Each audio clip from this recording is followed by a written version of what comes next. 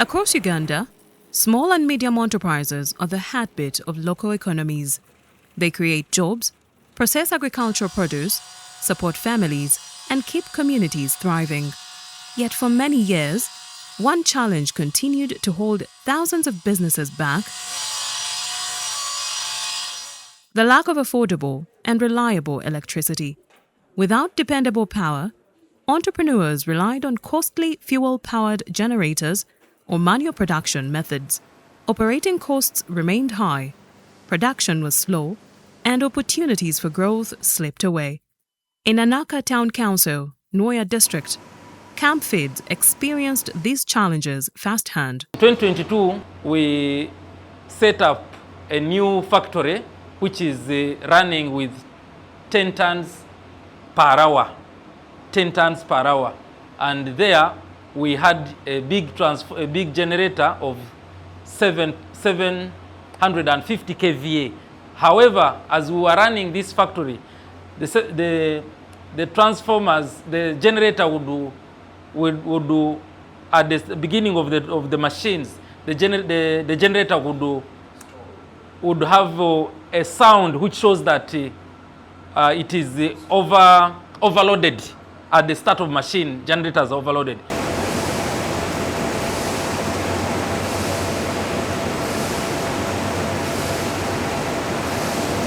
Stories like Ernest's are echoed across Uganda.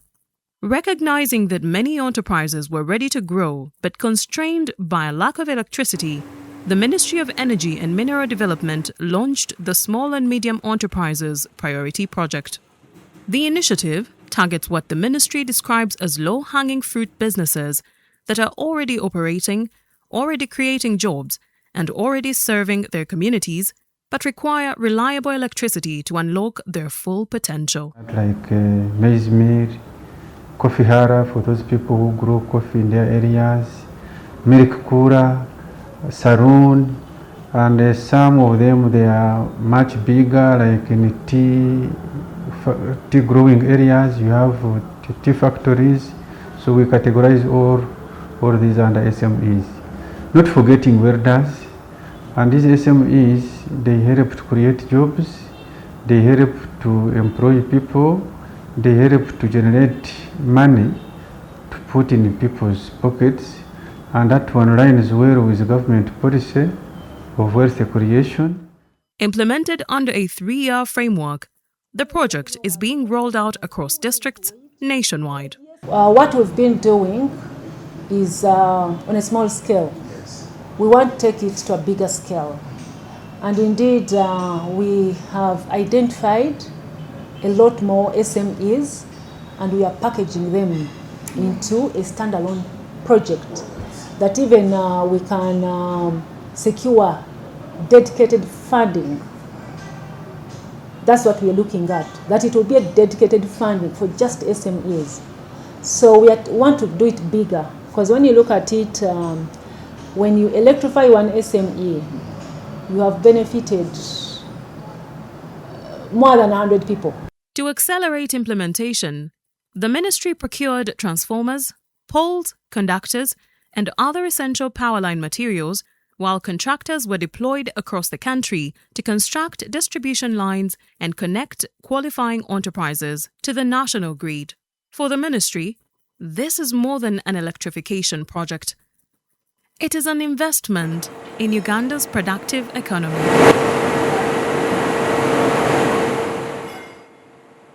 It is more costly to set up for some of these SMEs to invest than actually to extend electricity.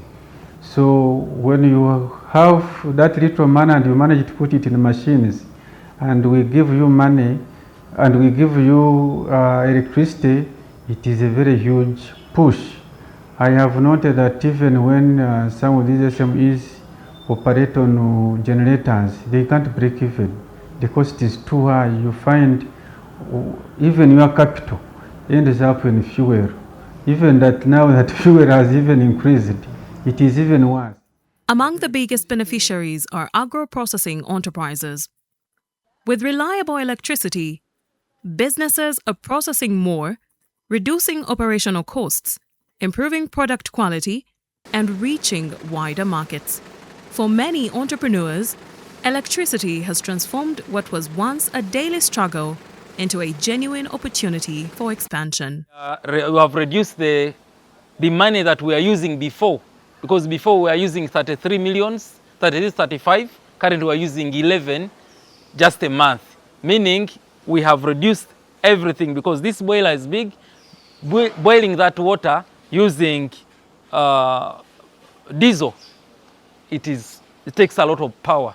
So that's how we are controlling the bacteria in the feeds using steam. It has helped us much. They supported us and donated us a transformer that we are now using for lights. Our cameras, as you see, flooding the whole area. We use the power. We have a poultry farm here, both local and layers. And we have also a piggery farm. Basically, appreciation goes to the ministry for supporting us, donating the transformer that has enabled us to ease up the .com life. That you are able to see wherever distance somebody can be, as the top managerial people cannot be all the time here, but they are able to identify what we are doing in a day and who has come into the day. We have good production in the farm so far, that we are able to look for money through sales of eggs. That is the outcome from the poultry, milk, that we no longer look for business, but people, we give them also at a certain subsidized price. They also go and look for other interest from that. The impact extends well beyond individual businesses. As more enterprises receive electricity, new jobs are created, technical skills are developed, and fresh opportunities emerge for young entrepreneurs. There's that team, I don't know what it's called, but I know it's headed by a commissioner called Twin Abdon. Yeah, so you know the name. Yes, he's a great guy. I even don't know how he looks like, but we talk on phone as if we know each other, and he delivers whatever we agree. And he has a team, a dedicated team. I'm assuming young engineers as well, but those guys are great. These gentlemen, I don't know even what to say, but they really did their job very diligently, and they did it timely, and they even followed up. Hey, what's happening? Have they brought the transformer? Blah, blah, blah. And then recently we had a problem with the transformer. But I told them, by the transformer, we have a problem. They said, okay, let's have a look at it. We're going to see whether it's repairable or whether it's replaceable. They repaired it in a record time. Within 5 days, the transformer was back on site. It is going to be a holding point for all our mobilization equipment and so on. So we are going to have maintenance being done here. We have got a heavy duty workshop which is coming, you can see on the other side. Then we have in plan to have here also a warehouse, bonded warehouse. And then on the other side, you have seen another industry is supposed to come that side here, the Y-by cement of Moroto. Women entrepreneurs are equally experiencing the benefits. Reliable electricity is lowering production costs, increasing efficiency, and enabling women-owned businesses to grow, employ more people, and contribute even more to their families and communities. Our company name is Virgin Harvest Oil. So we have produced the oil with the sunflower seeds. It is hard to do it by generator because you see these days the fuel is very expensive. So we cannot afford that one. After that, even the generator, it is not taking the all machines to cover it. So we need that power. So it is hard to do it by the generator. Behind every successful electricity connection is a coordinated effort involving engineers, technicians, contractors, local leaders, and the communities themselves.